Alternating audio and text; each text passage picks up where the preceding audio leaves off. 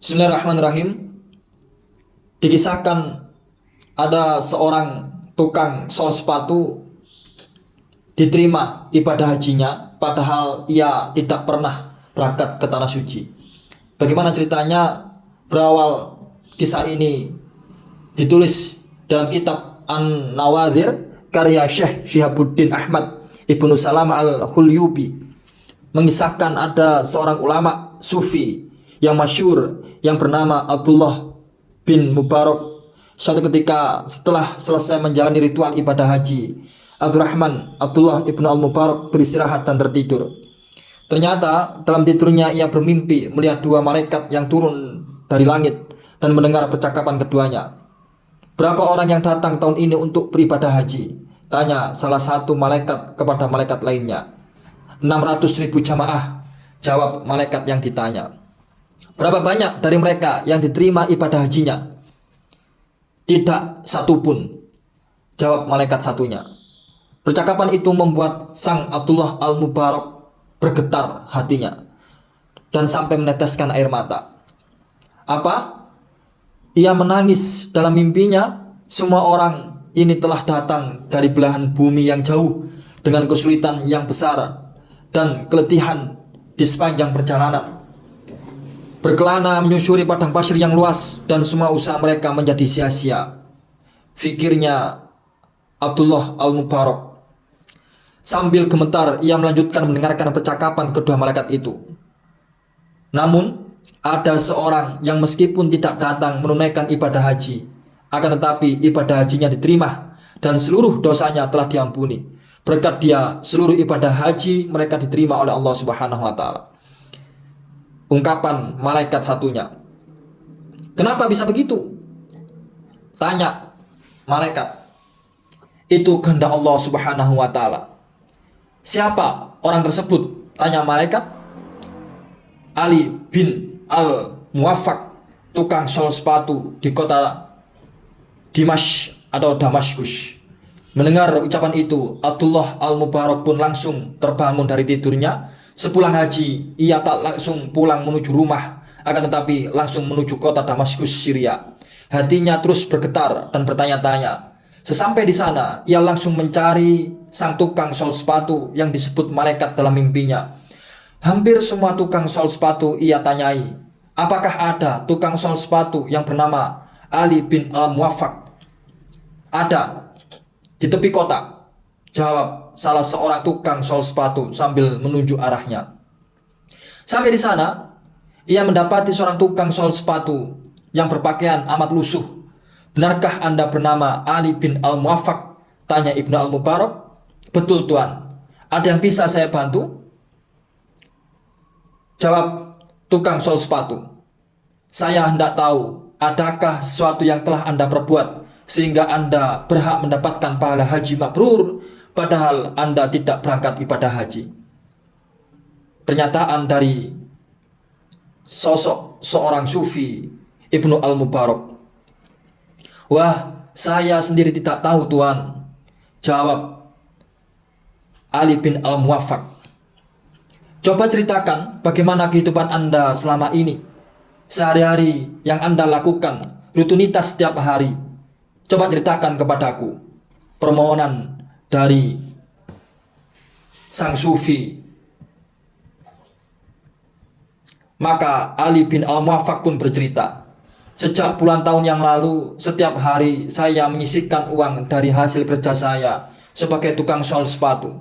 Sedikit demi sedikit saya kumpulkan, hingga akhirnya pada tahun ini saya memiliki 350 dirham. Cukup untuk saya berhaji. Saya sudah siap untuk berangkat ke Mekah.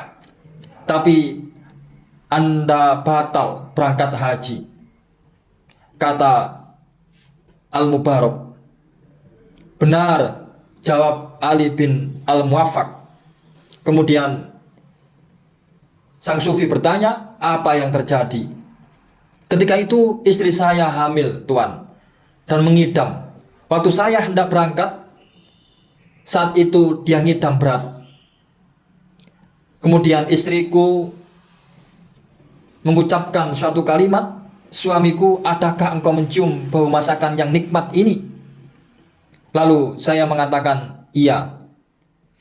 Kemudian istri saya mencoba memohon kepada saya, cobalah kau cari siapakah yang masak hingga baunya begitu nikmat. Mintalah sedikit untukku, pinta istrinya. Kemudian saya pun mencari sumber bau masakan itu. Ternyata berasal dari gubuk yang hampir runtuh. Di situ ada seorang janda dan 6 anaknya. Saya mengatakan kepadanya bahwa istri saya ingin masakan yang ia masak, meskipun sedikit. Janda itu diam saja memandang saya, sehingga saya mengulangi perkataan saya, ungkap Ali bin Al-Muwaffaq. Akhirnya dengan perlahan ia mengatakan, tidak boleh Tuan. Kemudian Ali bin Al-Muwaffaq menegaskan, dijual berapapun akan saya beli ibu. Lalu janda tersebut menyatakan, makanan itu tidak dijual Tuan, katanya sambil berlinang air mata yang membasahi pipi dan bajunya. Kenapa tidak engkau jual? Ungkap Ali bin Al-Muwaffaq sambil menangis terisak-isak. Ibu yang sudah menjadi janda tersebut dan memiliki 6 anak menjawab, daging ini halal untuk kami dan haram untuk Tuan. Dalam hati Ali bin Al-Muwaffaq bertanya, bagaimana mungkin ada makanan yang halal untuk dia tetapi haram untuk saya? Padahal kita sama-sama beragama Islam. Karena itu saya mendesaknya lagi. Kenapa? Wahai ibu, bisakah engkau ceritakan kepadaku? Kemudian ibu tersebut menjawab, sudah beberapa hari ini kami tidak makan. Di rumah sama sekali tidak ada makanan. Hari ini kami melihat keledai mati. Lalu kami ambil sebagian dagingnya untuk kami masak dan kami makan dengan sesugukan. Janda itu menjelaskan. Mendengar ucapan tersebut, saya menangis. Kemudian kembali pulang. Aku ceritakan perihal kejadian itu pada istriku. Ia pun menangis hingga akhirnya kami memasak makanan dan mendatangi rumah janda tersebut. Kemudian kami mengucapkan, ini kami bawakan masakan untukmu dan ke-6 anakmu. Uang peruntukan haji sebesar 350 dirham pun saya berikan kepada mereka. Pakailah uang ini untukmu sekeluarga. Gunakanlah untuk usaha agar engkau tidak kelaparan lagi.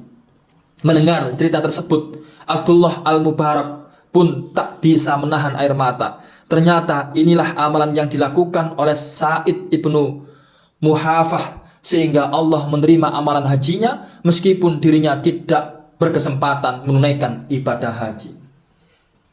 Sahabat, di hadis yang lain baginda Rasul pernah bersabda, seseorang tidak akan dianggap beriman selama ia tidur dalam keadaan kenyang, sedangkan tetangganya samping rumahnya tidur dalam keadaan kelaparan. Dari sini kita belajar bahwa hubungan sesama manusia, hablum minan nas, sosial, harus kita perhatikan. Buat apa menumpuk-numpuk harta benda, akan tetapi harta benda ini justru tidak mendatangkan kemanfaatan untuk kita sendiri, akan tetapi justru mengantarkan pemiliknya kepada kebinasaan atau kehancuran.